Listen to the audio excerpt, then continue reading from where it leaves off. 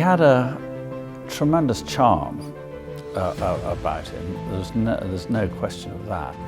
He was very good at reading the signs that a horse gives you, and one of his favourite expressions was, "I let the horse tell me," and that's what he meant by that. You have to watch them all the time and gauge where they are.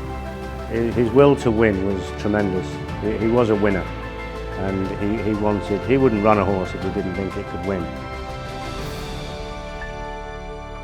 He certainly had a tremendous touch. He had fantastic sight, Henry. I mean foresight and insight as well as just plain sight. He never had any binoculars because he always used to lose them. He certainly had a great touch. I think he got inside horses' minds. I think that was his key. And he also had a very firm opinion about what he wanted to do and where he wanted to go with each individual horse.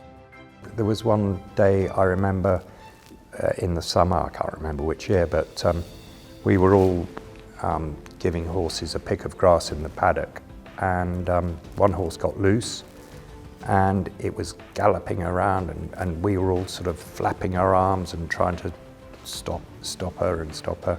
And Henry just walked in and he said, "Woo girl, woo girl." And the filly pricked her ears and just trotted straight up to him. And she knew him. I would say the one that has a real special meaning was when Light Shift won the Oaks. It was a very emotional day. Henry had had a lot of chemotherapy, but he worked through it all.